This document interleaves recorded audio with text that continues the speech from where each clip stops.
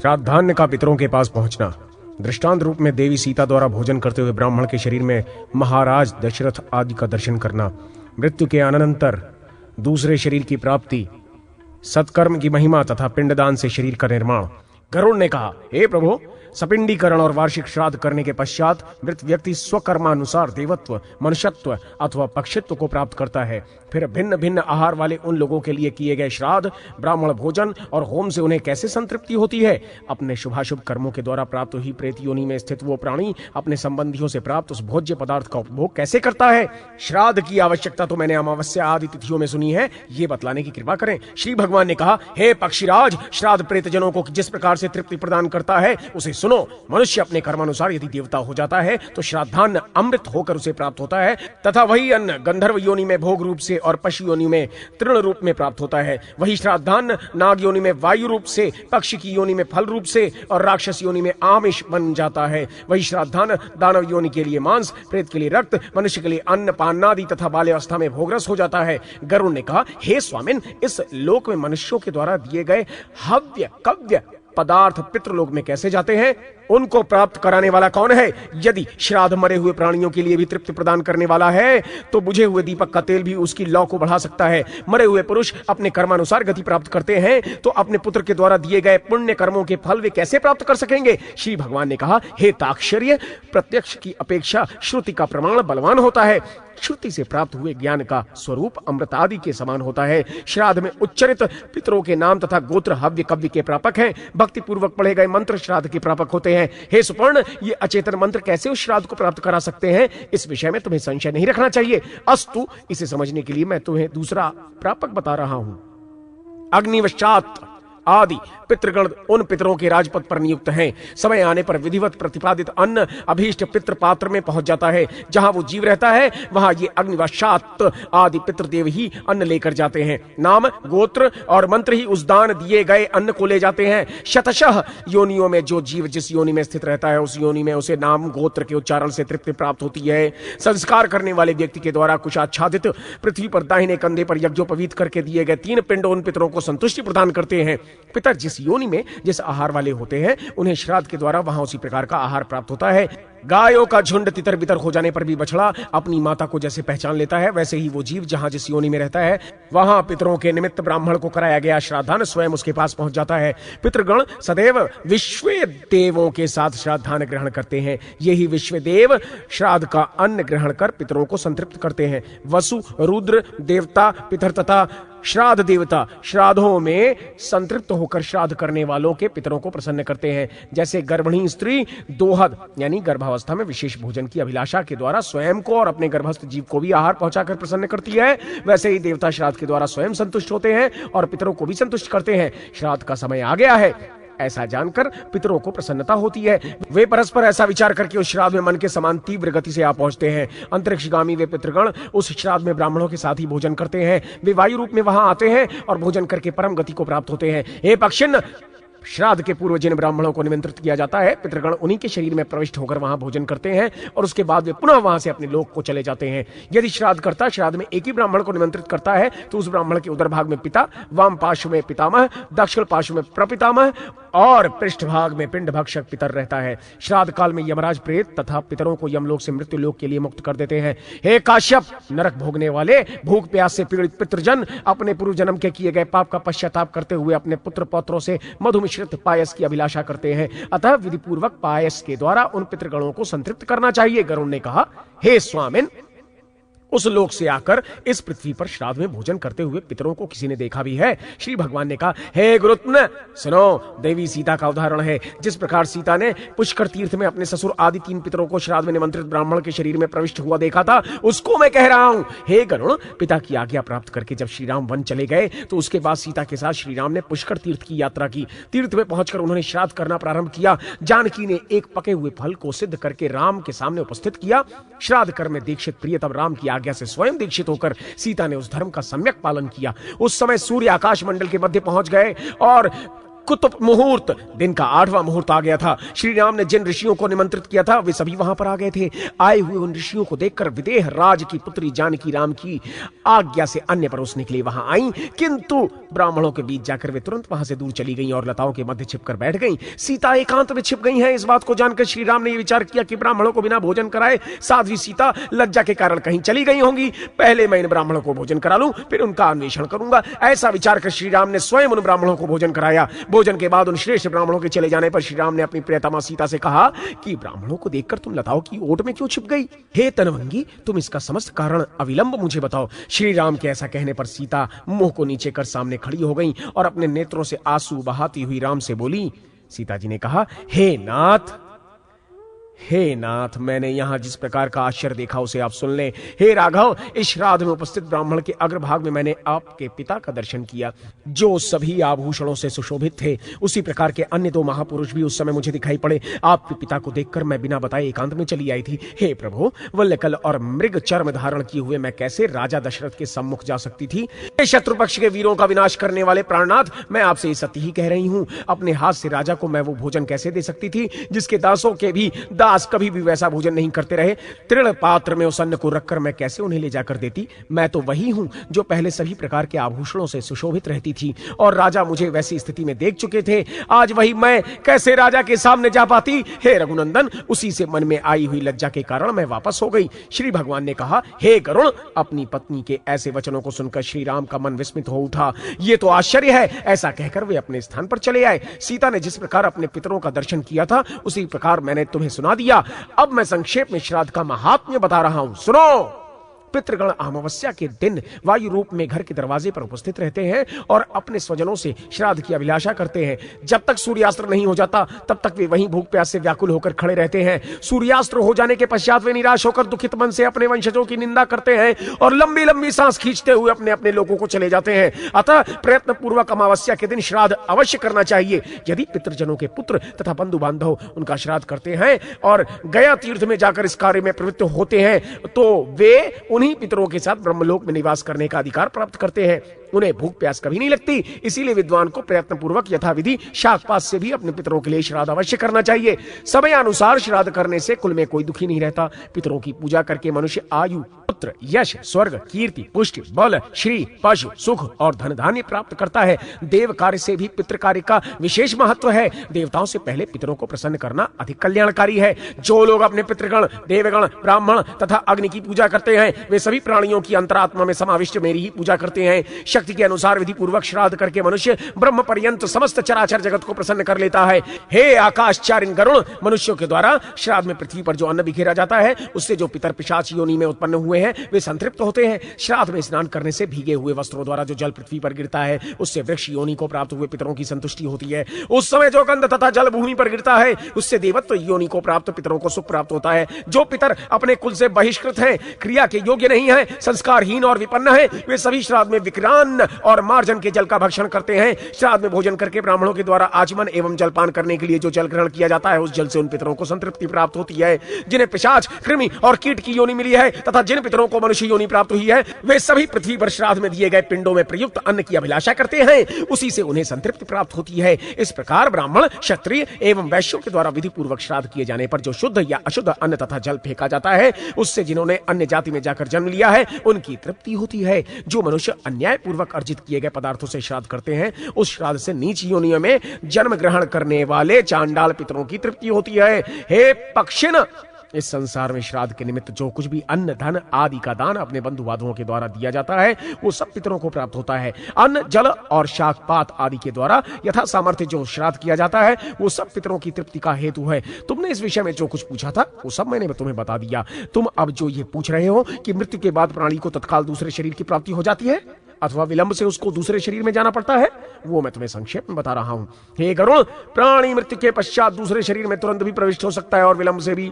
मनुष्य जिस कारण दूसरे शरीर को प्राप्त करता है उस वैशिष्ट्य को तुम मुझसे सुनो। शरीर के अंदर जो धूम रहित ज्योति के सदृश प्रधान पुरुष जीवात्मा विद्यमान रहता है वो मृत्यु के तुरंत बाद ही वायवीय शरीर धारण कर लेता है। जिस प्रकार एक तृण का आश्रय लेकर स्थिति जोंक दूसरे तृण का आश्रय लेने के बाद पहले वाले तृण के आश्रय से अपने पैर को आगे बढ़ाता है, उसी प्रकार शरीर पूर्व शरीर को छोड़कर दूसरे शरीर में जाता है, उस समय भोग के लिए वायवी शरीर सामने ही उपस्थित रहता है।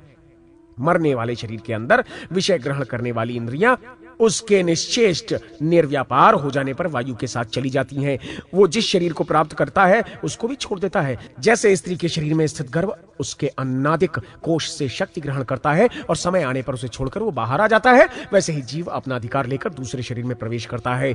उस एक शरीर में प्रविष्ट होते हुए प्राणी के कालक्रम, भोजन या गुण संक्रमण की जो स्थिति है उसे मूर्ख नहीं अपितु ज्ञानी व्यक्ति ही देखते हैं। विद्वान लोग इसको अतिवाहिक वायवीय शरीर कहते हैं। हे सुपर्ण, भूत प्रेत और पिशाचों का शरीर तथा मनुष्यों का पिंडज शरीर भी ऐसा ही होता है। हे पक्षींद्र, पुत्रादि के द्वारा जो 10 गात्र के पिंड दान दिए जाते हैं, उस पिंडज शरीर से वायवी शरीर एकाकार हो जाता है। यदि पिंडज देह का साथ नहीं होता है तो वायुज शरीर कष्ट भोगता है। प्राणी के शरीर में जैसे कौमारी, यौवन और बुढ़ापे की अवस्थाएं आती हैं, वैसे ही दूसरे शरीर के प्राप्त होने पर भी तुम्हें समझना चाहिए।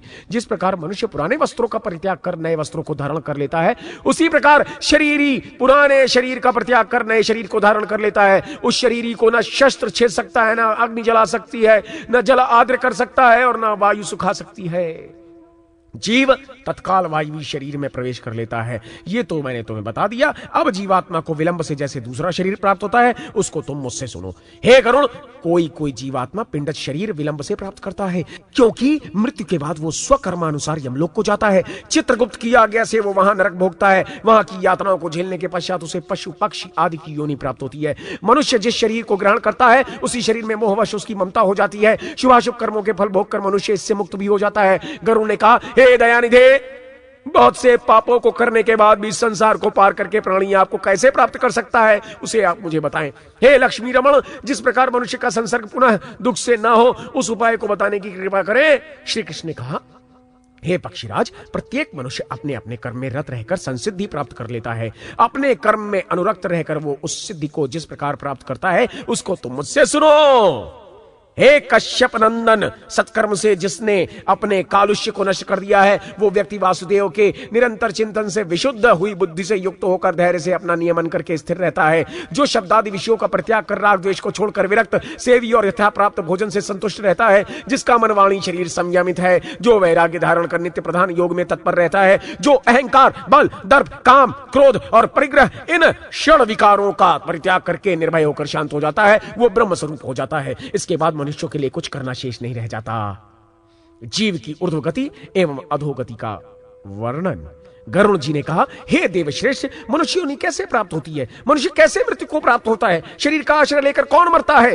उसकी इंद्रियां कहां से कहां चली जाती हैं? मनुष्य कैसे अस्पृश्य हो जाता है? यहाँ किए हुए कर्म को कहां और कैसे भोगता है और कहां कैसे जाता है? यमलोक और विष्णु लोक को मनुष्य कैसे जाता है? हे प्रभु, आप मुझ पर प्रसन्न हो, मेरे इस संपूर्ण भ्रम को विनष्ट करें। श्री कृष्ण ने कहा, हे विनतानंदन, पराई स्त्री और ब्राह्मण के धन का अपहरण करके प्राणी अरण्य एवं निर्जन स्थान में रहने वाले ब्रह्म राक्षस की योनि को प्राप्त करता है। रत्नों की चोरी करने वाला मनुष्य नीच जाति के घर उत्पन्न होता है। मृत्यु के समय उसकी जो जो इच्छाएं होती हैं, उन्हीं के वशीभूत हो वो उन योनियों में जाकर जन्म लेता है। इस जीवात्मा का छेदन शस्त्र नहीं कर सकता, अग्नि इसको जलाने में समर्थ नहीं है, जल इसे आर्द्र नहीं कर सकता और वायु के द्वारा इसका शोषण संभव नहीं है। हे पक्षिण, मुख, नेत्र, नासिका, कान, गुदा और मूत्र नली, ये सभी क्षेत्र अंडाजादिक जीवों के शरीर में विद्यमान रहते हैं। नाभि से मूर्धा पर्यंत शरीर में 8 छिद्र हैं। जो सत्कर्म करने वाले पुण्यात्मा हैं, उनके प्राण शरीर के ऊर्ध्व छिद्रों से निकलकर परलोक जाते हैं। मृत्यु के दिन से लेकर 1 वर्ष तक जैसी विधि पहले बताई गई है, उसी के अनुसार सभी औधर्व दैहिक श्राद्धादि संस्कार निर्धन होने पर भी यथाशक्ति श्रद्धा पूर्वक करने चाहिए। जीव जिस शरीर में वास करता है, उसी शरीर में वो अपने शुभाशुभ कर्म फल का भोग करता है। हे पक्षीराज, मन, वाणी और शरीर के द्वारा किए गए दोषों को वो भोगता है। जो अनासक्त भाव से सत्कर्म में रहता है, वो मृत्यु के बाद सुखी रहता है और सांसारिकता के माया जाल में नहीं फंसता। जो विकर्म में निरत रहता है, वो मनुष्य पाशबद्ध हो जाता है। 84 लाख योनियों में मनुष्य जन्म की श्रेष्ठता मनुष्य मात्र का एकमात्र कर्तव्य धर्माचरण। श्री कृष्ण जी ने कहा, हे ताक्षर्य, मनुष्यों के हित एवं प्रेतत्व की विमुक्ति के लिए जीवित प्राणी के कर्म विधान का निर्णय मैंने तुम्हें सुना दिया। इस संसार में 84 लाख योनियां हैं। उनका विभाजन 4 प्रकार के जीवों में हुआ है। उन्हें अंडज, स्वेदज, उद्भिज और जरायुज कहा जाता है। 21 लाख योनियां अंडज मानी गई हैं। इसी प्रकार क्रमशः स्वेदज, उद्भिज तथा जरायुज योनियों के विषय में भी कहा गया है। मनुष्य आदि योनियां जरायुज कही जाती हैं। इन सभी प्राणियों में मनुष्य योनि परम दुर्लभ है। 5 इंद्रियों से युक्त ये योनि प्राणी को बड़े ही पुण्य से प्राप्त होती है। ब्राह्मण, क्षत्रिय, वैश्य और शूद्र ये 4 वर्ण है। रजक, चमार, नट, बंश, खोर, मछुआरा, मेद तथा भिल्ल ये 7 अत्यंज जातियां मानी गई हैं। मलेच्छ और तुम्ब जाति के भेद से अनेक प्रकार की जातियां हो जाती हैं। जीवों के हजारों भेद हैं। आहार, मैथुन, निद्रा, भय और क्रोध ये कर्म सभी प्राणियों में पाए जाते हैं, किंतु विवेक सभी में परम दुर्लभ है। एक पात, 2 पात के भेद से शारीरिक संरचना में भी अनेक भेद प्राप्त होते हैं। जिस देश में कृष्णसार नामक मृग रहता है वो धर्म देश कहलाता है। सब प्रकार से ब्रह्मा आदि देवता वहीं निवास करते हैं। 5 महाभूतों में प्राणी, प्राणियों में बुद्धिजीवी, बुद्धिजीवियों में मनुष्य और मनुष्यों में ब्राह्मण श्रेष्ठ है। स्वर्ग और मोक्ष के साधन भूत मनुष्य योनि को प्राप्त करके जो प्राणी इन दोनों में से एक भी लक्ष्य सिद्ध नहीं कर पाता, निश्चित ही उसने अपने आप को ठग दिया। 100 का मालिक 1000 और 1000 वाला व्यक्ति लाख की पूर्ति में लगा रहता है। जो लक्षाधिपति है वो राज्य की इच्छा करता है। जो राजा है वो संपूर्ण पृथ्वी को अपने वश में रखना चाहता है। जो चक्रवर्ती नरेश है वो देवत्व की इच्छा करता है। देवत्व पद के प्राप्त होने पर उसकी अभिलाषा देवराज इंद्र के पद के लिए होती है और देवराज होने पर वो ऊर्ध्वगति की कामना करता है। फिर भी उसकी तृष्णा शांत नहीं होती। तृष्णा से पराजित व्यक्ति नरक में जाता है। जो लोग तृष्णा से मुक्त है उन्हें उत्तम लोक की प्राप्ति होती है। इस संसार में जो प्राणी आत्मा के अधीन है वो निश्चित ही सुखी है। शब्द, स्पर्श, रूप, रस और गंध ये 5 विषय हैं। इनकी अधीनता में रहने वाला निश्चित ही दुखी रहता है। मृग, हाथी, पतंग, भ्रमर और मीन ये 5 क्रमशः शब्द, स्पर्श, रूप, गंध, रस ये एक विषय के सेवन से मारे जाते हैं। फिर भी जो प्रमादी मनुष्य 5 इंद्रियों से इन 5 विषयों का सेवन करता है वो इनके द्वारा कैसे नहीं मारा जाएगा। मनुष्य बाल्यावस्था में अपने पिता माता के अधीन होता है। युवा अवस्था आने पर वो स्त्री का हो जाता है और अंत समय आने पर पुत्र पौत्र के व्यामोह में फंस जाता है। वो मूर्ख कभी किसी अवस्था में आत्मा के अधीन नहीं रहता। लौ और काष्ठ के बने हुए पाश से बना हुआ व्यक्ति मुक्त हो जाता है, किंतु पुत्र तथा स्त्री आदि के मोहपाश में बंधा हुआ प्राणी कभी मुक्त नहीं हो पाता। पाप एक मनुष्य करता है किंतु उसके फल का भोग, उपभोग बहुत से लोग करते हैं। भोक्ता तो अलग हो जाते हैं पर कर्ता दोष का भागी होता है। चाहे बालक हो, चाहे वृद्ध हो, चाहे युवा हो, कोई भी मृत्यु पर विजय नहीं प्राप्त कर सकता। कोई अधिक सुखी हो अथवा अधिक दुखी हो वो बारंबार आता जाता है। मृत प्राणी सबके देखते देखते सब कुछ छोड़कर चला जाता है। इस मर्त्य लोक में प्राणी अकेला ही पैदा होता है, अकेले ही मरता है और अकेले ही पाप पुण्य का भोग करता है। बंधु बांधव मरे हुए स्वजन के शरीर को पृथ्वी पर लकड़ी और मिट्टी के ढेले की भांति देखकर परांगमुख हो जाते हैं। धर्म ही उसका अनुसरण करता है। प्राणी का धर्म वैभव घर में ही छूट जाता है। मित्र एवं बंधु बांधव शमशान में छूट जाते हैं। शरीर को अग्नि ले लेती है। पाप पुण्य ही उस जीवात्मा के साथ हो जाते हैं। मनुष्य ने जो भी शुभ या पाप कर्म किया है वो सर्वत्र उसी को भोगता है। ए पक्षीराज, सूर्यास्त तक जिसने याचकों को अपना धन नहीं दे दिया तो ना जाने प्रातः होने पर उसका वो धन किसका हो जाएगा। पूर्व जन्म के पुण्य से जो थोड़ा या बहुत धन प्राप्त हुआ है उसे यदि परोपकार के कार्य में नहीं लगाया या श्रेष्ठ द्विजों को दान में नहीं दिया तो उसका वो धन ये रटता रहता है कि कौन मेरा भरता होगा, कौन मेरा भरता होगा, कौन मेरा भरता होगा। ऐसा विचार कर धर्म के कार्य में अपना धन लगाना चाहिए। मनुष्य श्रद्धा पूत शुद्ध मन से दिए गए धन के द्वारा धर्म को धारण करता है। श्रद्धा रहित धर्म इस लोक तथा परलोक में फलीभूत नहीं होता। धर्म से ही अर्थ और काम की भी प्राप्ति होती है। धर्म ही मोक्ष का प्रदायक है। अतः मनुष्य को धर्म का सम्यक आचरण करना चाहिए। धर्म की सिद्धि श्रद्धा से होती है, प्रचुर धन राशि से नहीं।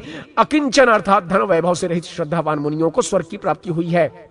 श्रद्धा रहित होकर किया गया होम, दान तथा तप असत कहा जाता है। हे पक्षिन, उसका फल ना तो इस लोक में मिलता है और ना परलोक में ही मिलता है। वृषोत्सर्ग तथा सत्कर्म की महिमा। श्री गरुण जी ने कहा, हे देवेश, इस भूलोक में किस कर्म को करने से प्राणियों को प्रेत योनि की प्राप्ति नहीं होती उसे आप मुझे बताएं। श्री कृष्ण जी ने कहा, अब मैं संक्षेप में क्षयाह से लेकर आगे की जाने वाली औधर्व दैहिक क्रिया को कह रहा हूं, जिसे मोक्ष चाहने वाले लोगों को अपने ही हाथों से करना चाहिए। स्त्री और विशेष रूप से 5 वर्ष से अधिक आयु वाले बालक की मृत्यु होने पर उनके प्रेतत्व की निवृत्ति के लिए विषोत्सर्ग करना चाहिए। प्रेतत्व की निवृत्ति के लिए विषोत्सर्ग के अतिरिक्त इस पृथ्वी पर अन्य कोई साधन नहीं है। जो मनुष्य जीवित रहते हुए विषोत्सर्ग करता है अथवा मृत्यु के पश्चात भी जिसकी ये क्रिया संपन्न हो जाती है उसे दान, यज्ञ एवं व्रत किए बिना भी प्रेतत्व की प्राप्ति नहीं होती। गरुड़ ने कहा, हे देव श्रेष्ठ मधुसूदन, जीवित रहते हुए अथवा मृत्यु के पश्चात भी किस काल में ये विषोत्सर्ग क्रिया होनी चाहिए, आप इस बात को मुझे बताएं। 16 श्राद्धों को करने से अंत में क्या फल प्राप्त हो सकता है?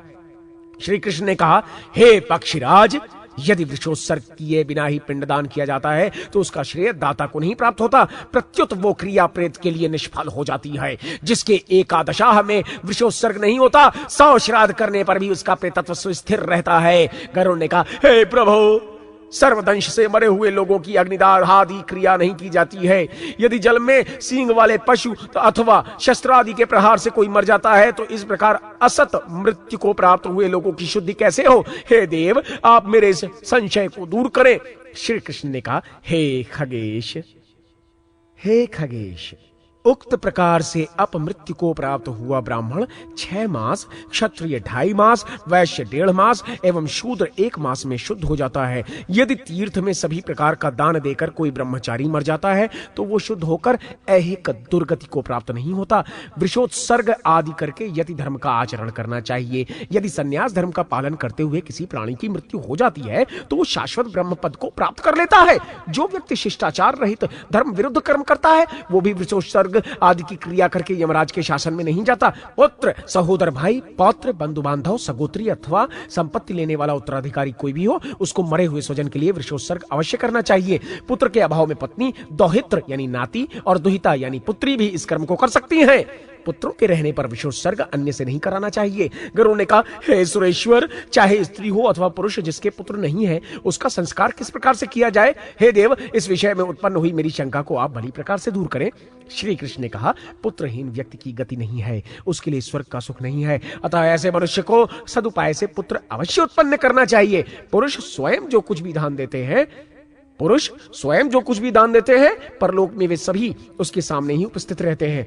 अपने हाथों से जो नाना प्रकार के स्वादिष्ट एवं विविध व्यंजन खाने के लिए दिए जाते हैं वे सभी मृत्यु के पश्चात अक्षय फल प्रदान करते हैं। जो गौ, भूमि, स्वर्ण, वस्त्र, भोजन और पदपाद अपने हाथ से दिए जाते हैं वे सभी दान जिस जिस योनि में जहां जहां दान करता जाते हैं वहां वहां उपस्थित रहते हैं। जब तक प्राणी का शरीर स्वस्थ रहता है तब तक धर्म का सम्यक पालन करना चाहिए। अस्वस्थ होने पर दूसरों की प्रेरणा से भी वो कुछ नहीं कर पाता है। यदि अपने जीवन काल में व्यक्ति अर्धदैहिक कर्म नहीं कर लेता अथवा मरने के बाद अधिकारी पुत्र पौत्रादिकों के द्वारा भी ये कर्म नहीं होता है तो वो वायु रूप में भूख प्यास से पीड़ित रात दिन भटकता रहता है। वो कृमि, कीट अथवा पतिंगा होकर बार बार जन्म लेता है और मर जाता है। वो कभी असत मार्ग से गर्भ में प्रविष्ट होता है एवं जन्म लेते ही तत्काल विनष्ट हो जाता है। जब तक ये शरीर स्वस्थ और निरोग है जब तक इससे बुढ़ापा दूर है, जब तक इंद्रियों की शक्ति किसी भी प्रकार से क्षीण नहीं हुई है और जब तक आयु नष्ट नहीं हुई है तब तक अपने कल्याण के लिए महान प्रयत्न कर लेना चाहिए। क्योंकि घर में महाभयंकर आग के लग जाने पर कुआं खोदने के उद्योग से मनुष्य को क्या लाभ प्राप्त हो सकता है?